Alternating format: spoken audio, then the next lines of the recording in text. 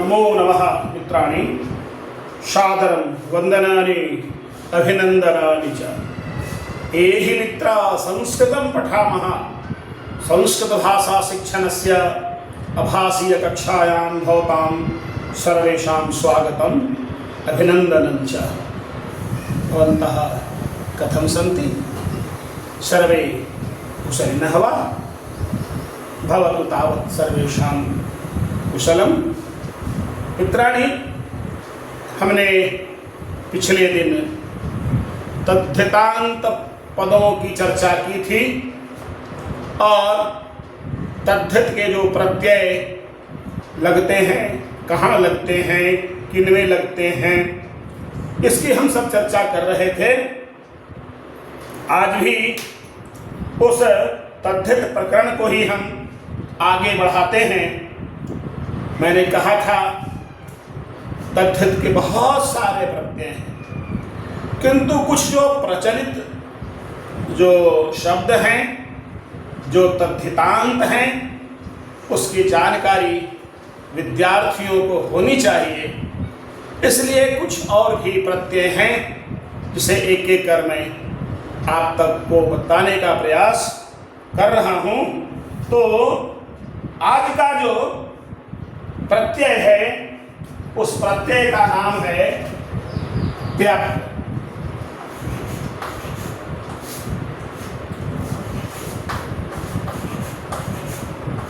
त्यक्त प्रत्यय। तो ये त्यक्त लगेगा कहाँ? तो कहता है वो अमा में लगेगा,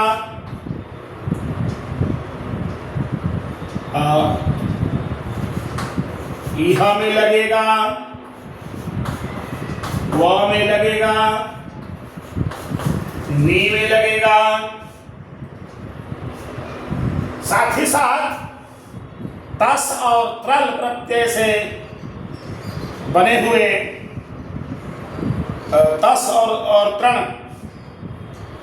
प्रत्यय से बने हुए जो पद हैं उसमें लगेगा। तो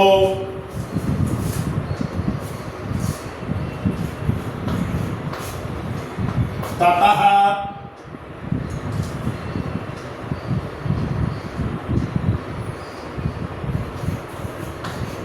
अत्र, ये कुछ पद हैं जिसमें कि त्यक्त प्रत्यय होता है। अमा का मतलब क्या होता है? अमा का अर्थ होता है नजदीक। अमा का अर्थ होता है नजदीक, पास के अर्थ में। तो जब अमा में त्यक्त प्रत्यय लगता है तो पकार का लोप हो जाता है, त्य बचता है और रूप बनता है अमात्य। और प्रथमा एक वचन में अमात्यः माने मंत्री, जो राजा के सबसे समीप होता है, नजदीक होता है। इसी तरह से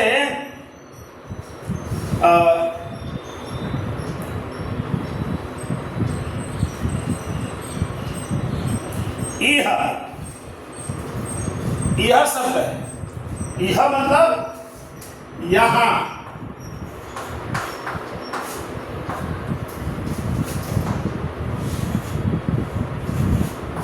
यह से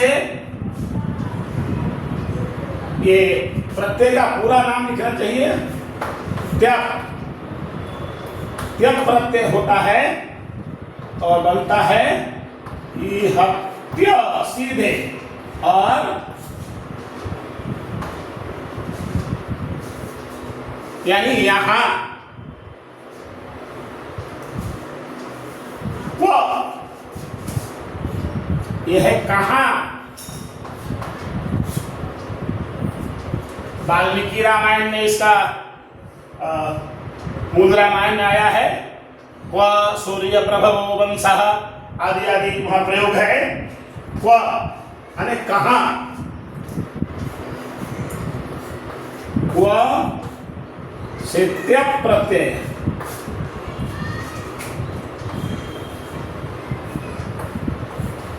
क्वत्याः, नी, नी तो सदा के लिए, हमेशा, सदा,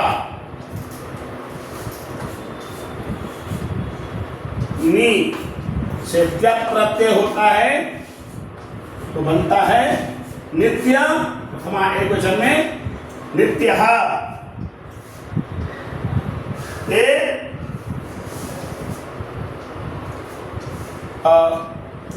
ततः,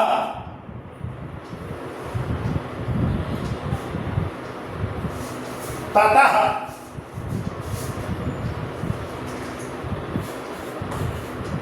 ततः जोड़ लिया,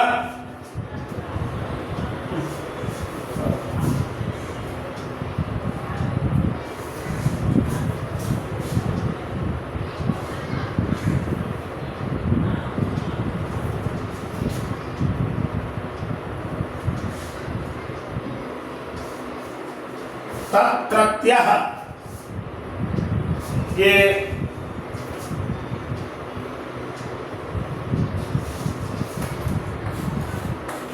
तत्रत्यः, अत्र,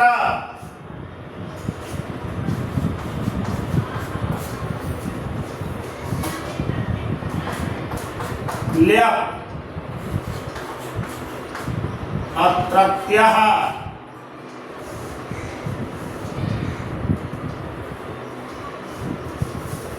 और इसी प्रकार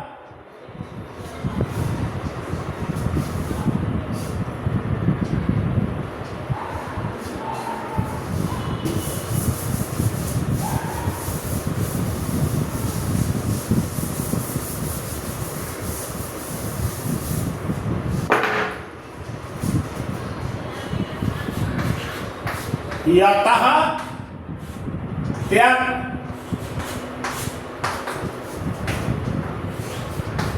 यतस्त्यः, और पुत्र,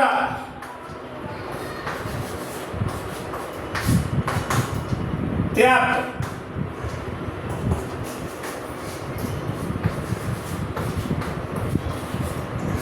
पुत्रत्यः। तो इन पदों के योग में ये त्यप प्रत्यय लगता है, हमें इसको ध्यान में रखना चाहिए। आइए अब एक दूसरा प्रत्यय है,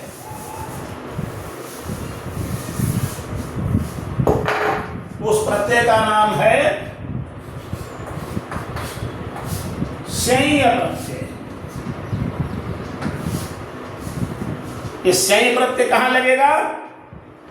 तो गुणवाचक तथा ब्राह्मणादि जो गण है उनके शब्दों से कर्म तथा भाव के अर्थ में लगता है।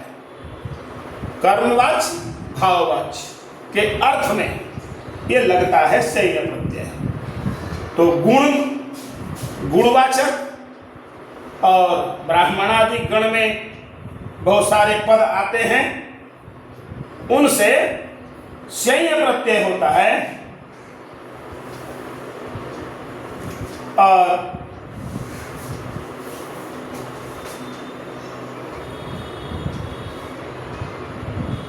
जैसे उदाहरण देखेंगे, गुण है क्या? शूर माने वीर, तो शूरस्य भावः,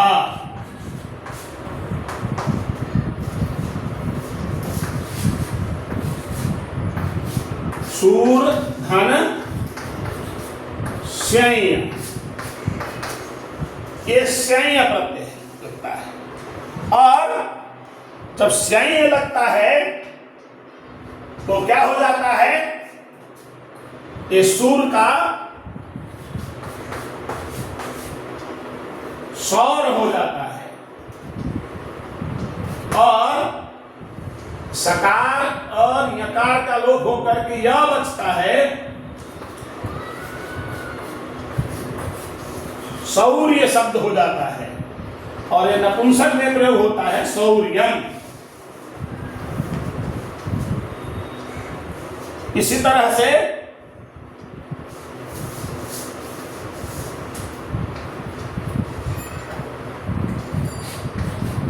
एक गुण है सुंदर का, सुंदरस्य भावः,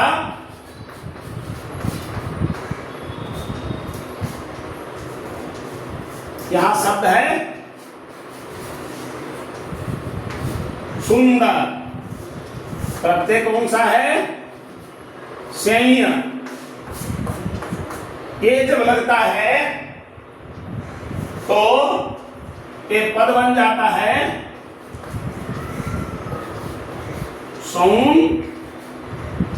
सौंदर, सौंदर शब्द बन जाता है सौंदर। और इधर स्या का ए रह जाता है, रूप बनता है सौंदर्य, नपुंसक में सौंदर्यम, सुंदर, सुंदरस्य भावः सौंदर्यम। इसी तरह से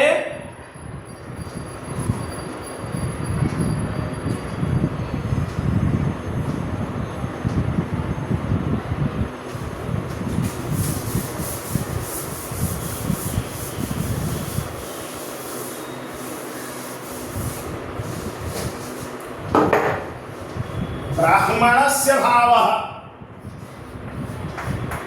ब्राह्मणवाची है ब्राह्मणस्य भावः,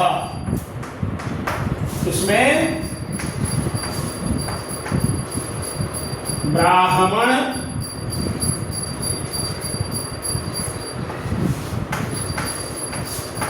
जोड़ स्यय प्रत्यय लगता है और फिर ब्राह्मण ही होता है, ब्राह्मण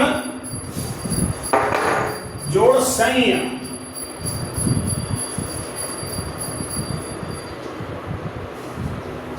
तो बनता है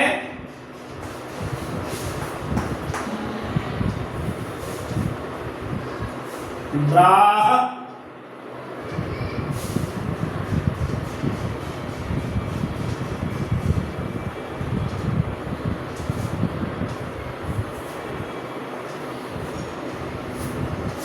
ब्राह्मण,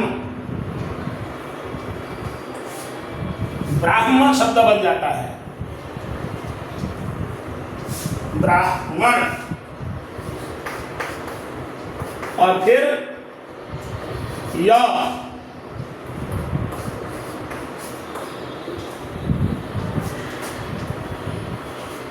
ब्राह्म्यः,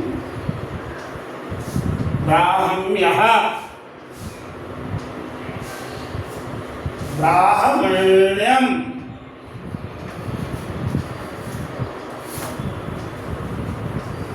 ब्राह्मण्यम, ऐसा एक पद बन जाता है। इसी तरह से यदि चोर का भाव हो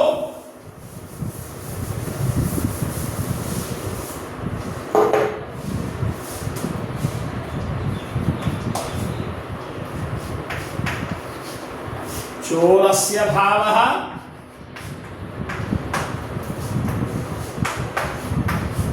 चोर में स्यय प्रत्यय करेंगे तो क्या बनेगा चौर, इससे या संयता या रूप क्या बनेगा? चौर्यम। तो ये भाव आता है और ऐसे ये पद बनते हैं।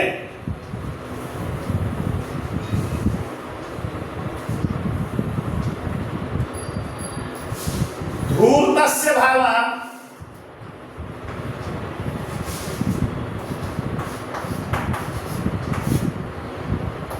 धूर्तस्य भावः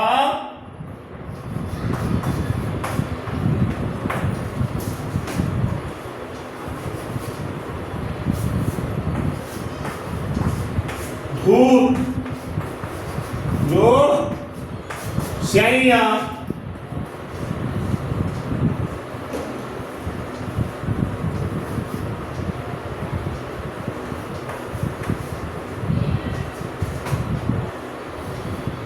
धौत बनता है या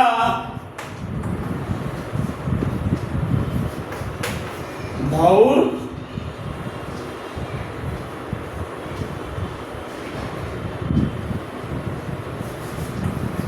धौत्यम। ये हलंत है धौत्यम। आदि शब्द बनते हैं। हमें अपनी पाठ्य पुस्तकों में उसे देखना चाहिए, ढूंढना चाहिए, खोजना चाहिए और उसका अभ्यास करना चाहिए। मित्रों,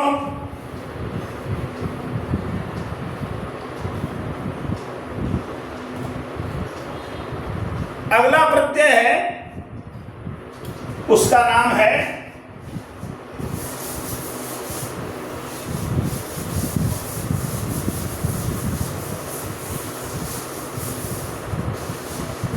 वह है तल प्रत्यय।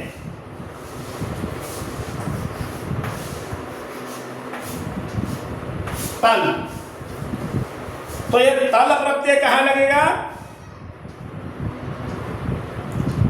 तो कहता है ग्राम, जन, बंधु, गज, सहाय, ऐसे कुछ जो पद हैं उसमें तल प्रत्यय लगता है।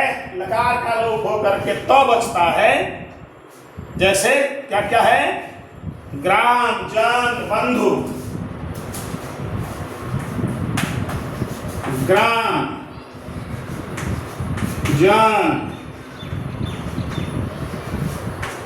बंधु, सहाय और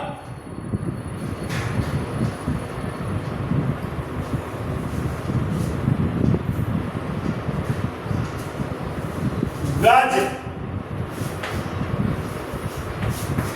आदि शब्दों से जब समूहवाचक हो जाएगा, ये समूह का बोध कराएगा, तो वहां पर तल प्रत्यय होगा समूह के अर्थ में। जैसे ग्राम है,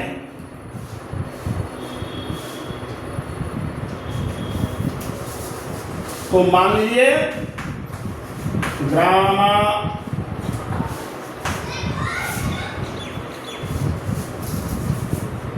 ग्रामाणाम समूहः। ग्राम जोड़ तल, लकार का लोप हो जाएगा, तो क्या बनेगा? ग्राम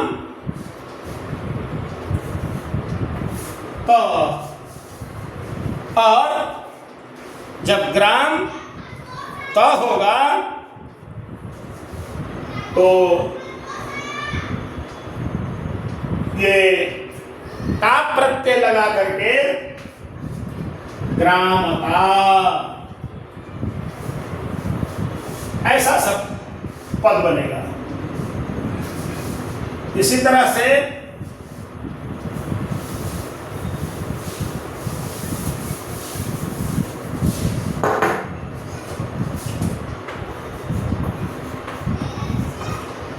जनानां समूहः, जन जोड़ तल रूप बनेगा जनता। बंधु,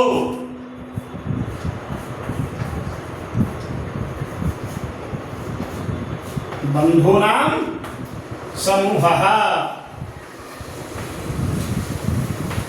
बंधुधन तल रूप बनेगा बंधुता। सहाय,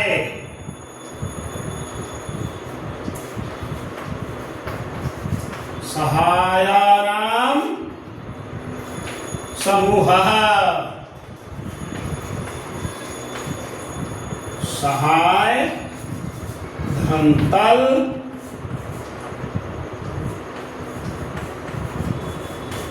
रूप बनेगा सहायता। ये गज है।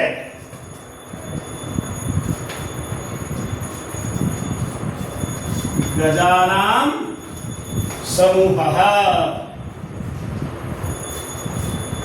गजधन तल रूप बनता है गजता। तो ऐसे समूहवाची जो शब्द हैं उनसे ये लगता है। अगला जो प्रत्यय है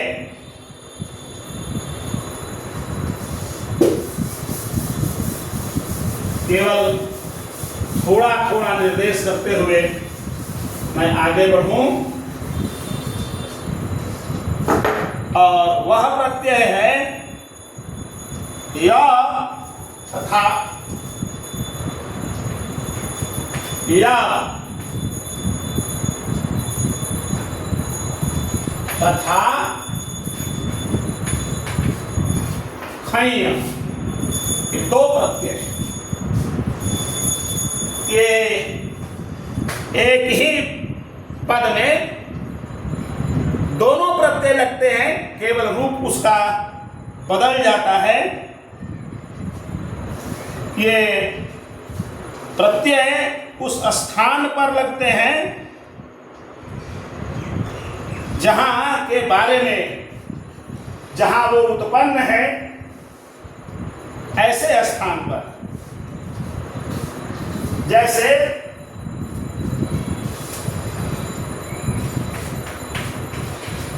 ग्रामे भवः, यानी गांव में उत्पन्न।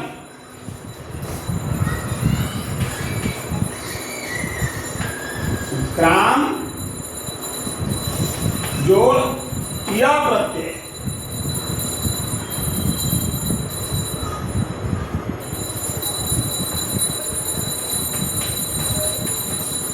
ग्राम्यः या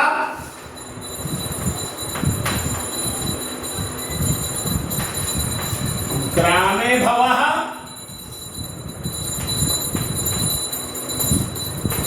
ग्राम एक खनिया प्रत्यय लगेगा। कहता है इस खनिया के स्थान पर जहां खैया लगेगा इसका एक हो जाएगा। खैया का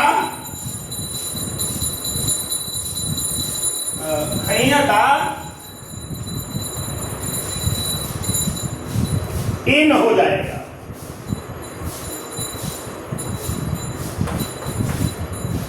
तो क्या बनेगा रूप? ग्रामीणः। ग्रामे भवः, ग्राम य प्रत्यय लगने पर ग्राम्यः और घञ प्रत्यय लगने पर ग्रामीणः, ये इसके भाव हैं।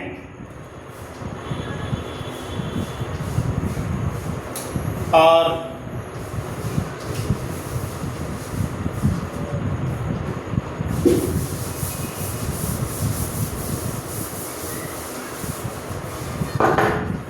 सभायां भवः,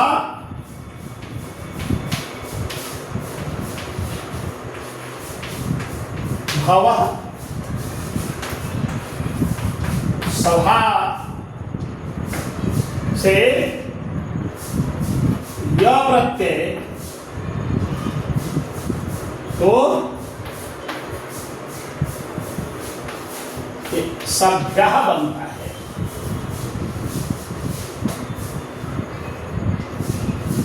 इसको भी हमको सभायां भवः या सभायां यः, सभायां यह जो सभा में है, सभा में बैठने योग्य है, वो सभ्य कहलाता है। तो इसका भी हमको ध्यान में रखना चाहिए। मित्रों, अब अगला जो प्रत्यय है उसका नाम है ठञ प्रत्यय।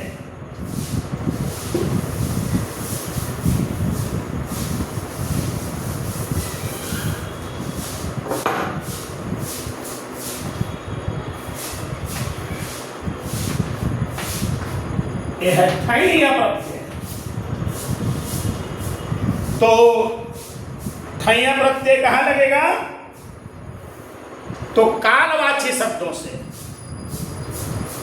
और उसको विशेषण बनाने के लिए, कालवाची शब्दों से विशेषण लगाने के लिए ठञ प्रत्यय होता है। और फिर ठञ का यहां भी थ के स्थान पर एक हो जाता है। जैसे उदाहरण देखिए,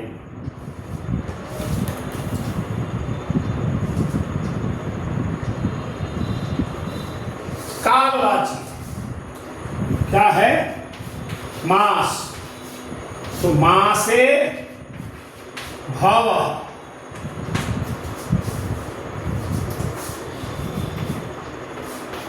मास ठञ, इस ठञ का क्या हो जाएगा? एक हो जाएगा। एक मास धन एक, और फिर बनेगा मासिक, और प्रथमा एकवचन में मासिकः। इसी तरह से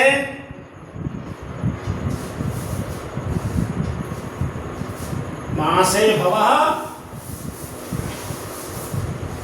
सप्ताहे भवः,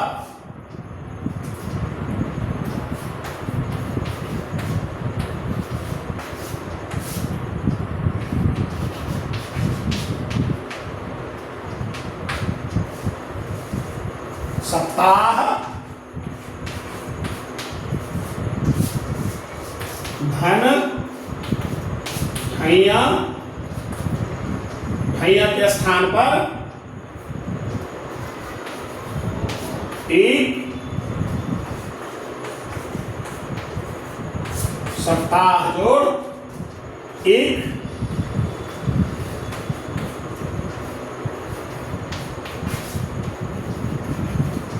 साप्ताहिकः, साप्ताहिकः। इसी तरह से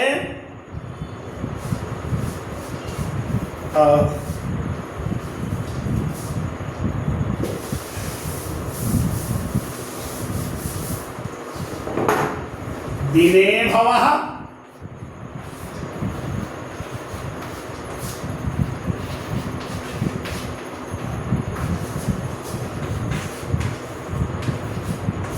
दीन में हैया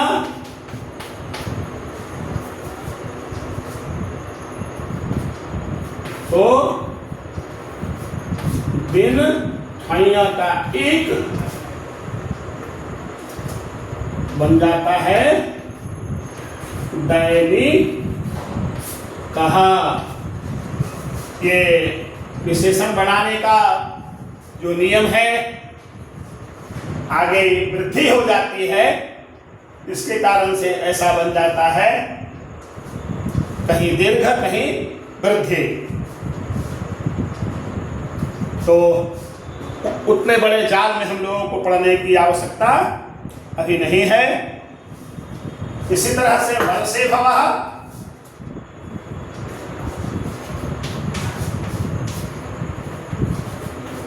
माने साल में एक बार होगा। वर्ष धन हैया वर्ष इधर हैया का एक और रूप हो जाता है वार्षिकः। हमें अपनी पाठ्य पुस्तकों में इसे देखना चाहिए। एक दो और उदाहरण देकर इस विषय को हम यही समाप्त करेंगे। जैसे पक्षे भवः पक्ष हैया पक्ष हैया के स्थान पर एक और रूप बन जाता है पाक्षिकः। इसी तरह से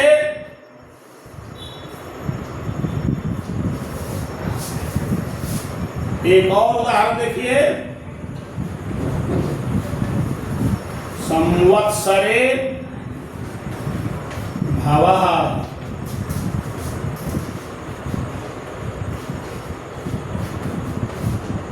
संवत्सर जोड़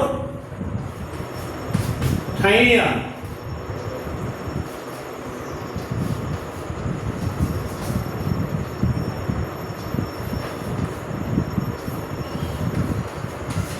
संवत्सर जोड़ एक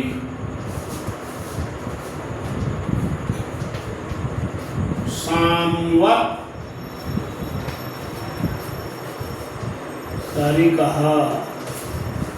तो ऐसे ये जो प्रत्यय लगते हैं उसको हमें देखना चाहिए, जानना चाहिए और सीखना चाहिए। तो हम सब के लिए अपनी पाठ्य पुस्तकों में ढूंढना आसान हो जाएगा। आप उसको देखकर उसका अध्ययन करिए, चिंतन करिए। अब